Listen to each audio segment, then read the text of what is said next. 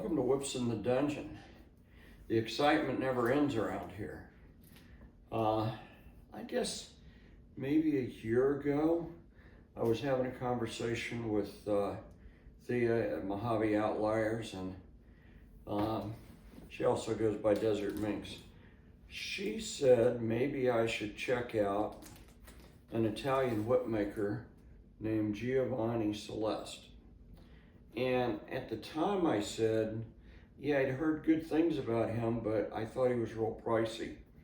And we have a parcel from him. I did order a whip from him, maybe, I think I was on his waiting list maybe about 6 months, and then my name came up and he contacted me. I think it took about 4 weeks for him, to get the build done and to get the whip to me, which is actually very good.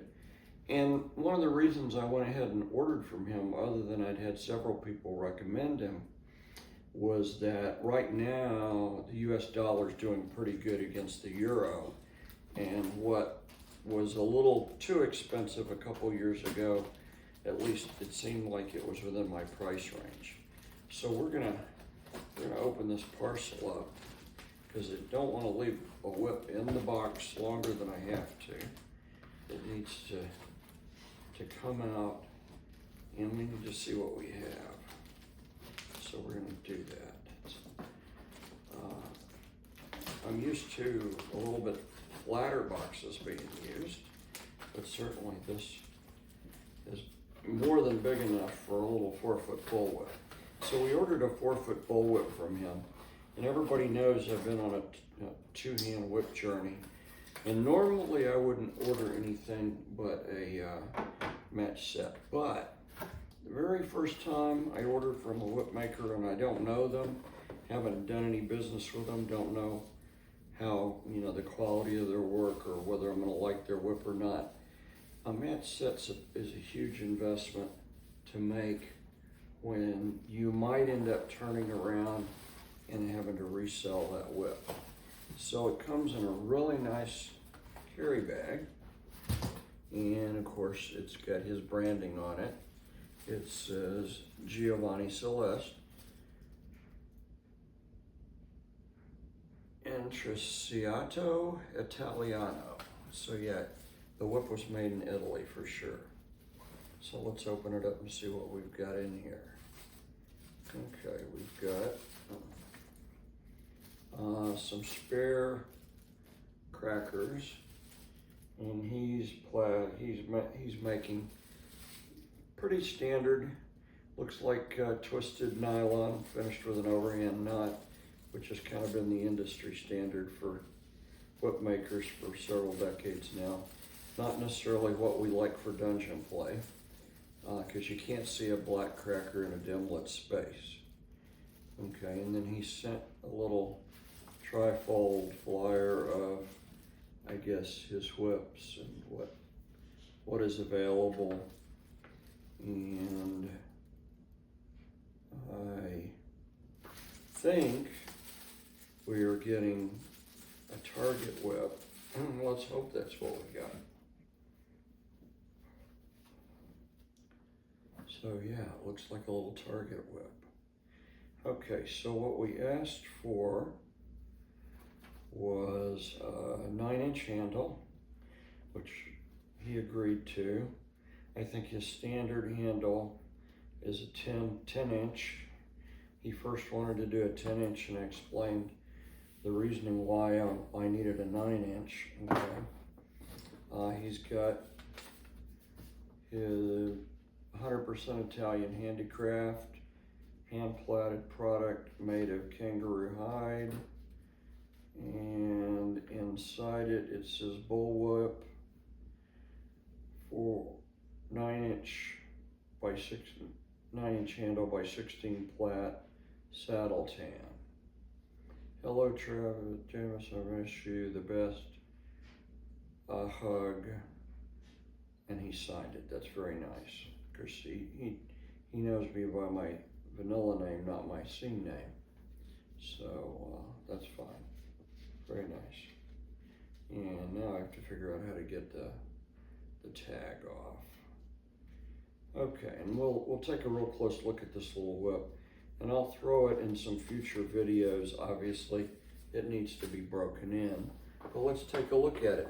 What I asked him was just for a saddletan whip with the pineapple knot and the Turk's head done in whiskey, and so that's what we have.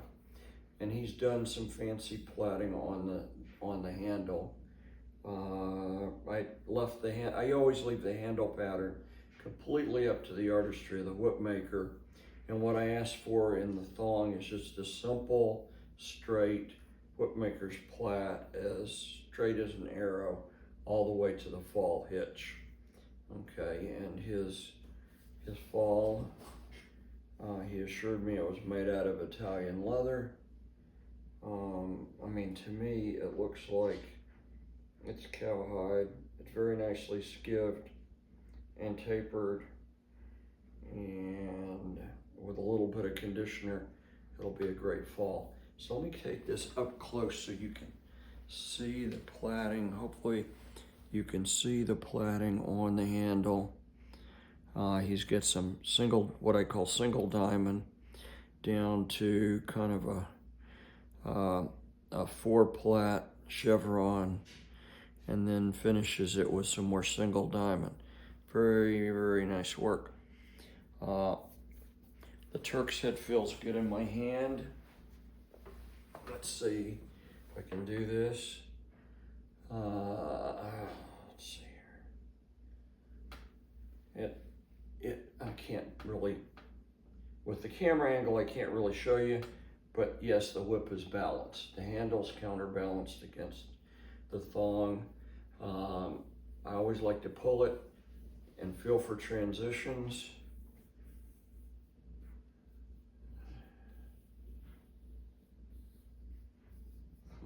Very interesting.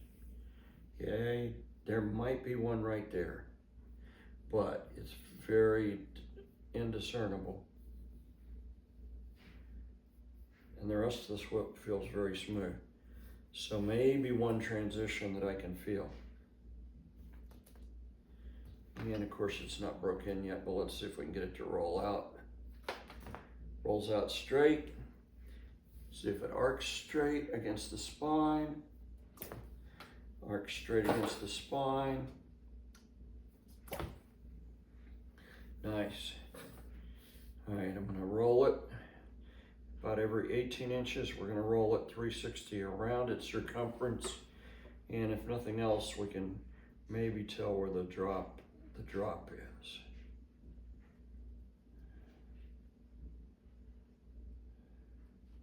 Wow, that is tight. That is tight. Nice. That rolled clean.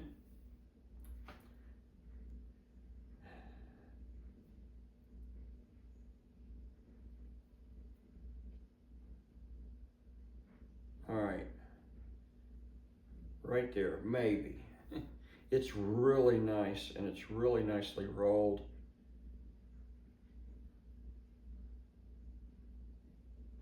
Yeah, almost a perfect whip.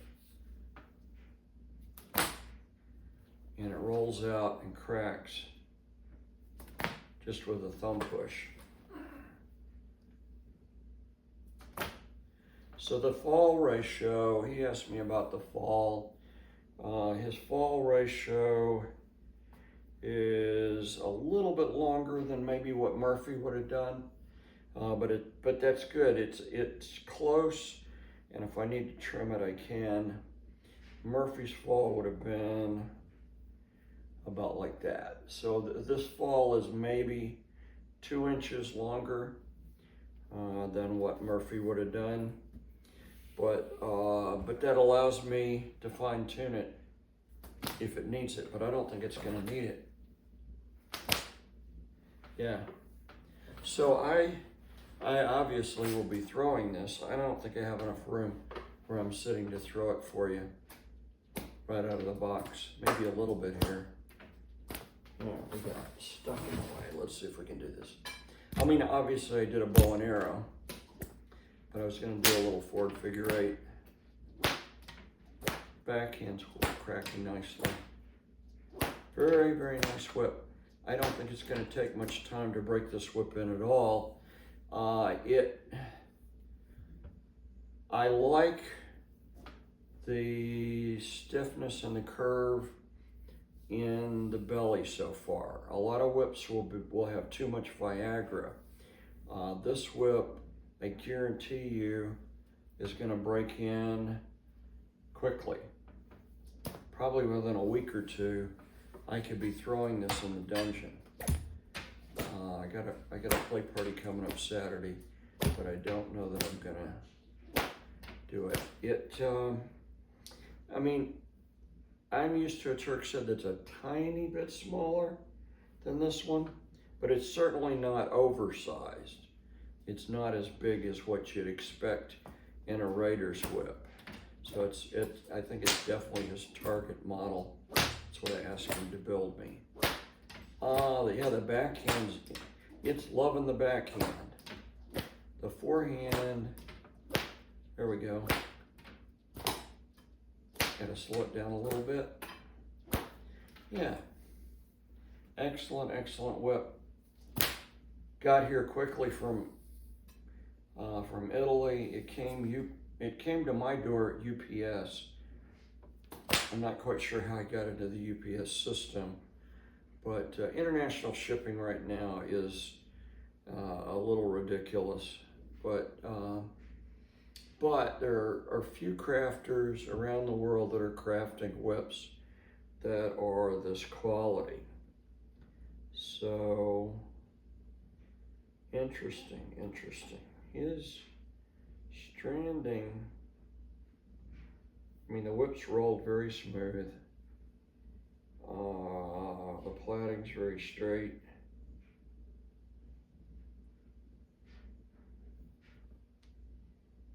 Yeah, there's a drop right there. He did a traditional drop right there. That's about where I thought I felt it when I was rolling my hand down it. Traditional drop right there, but it's very smoothly done. There's actually another drop a couple of inches beyond that. Yeah, he's doing what I would call textbook drops.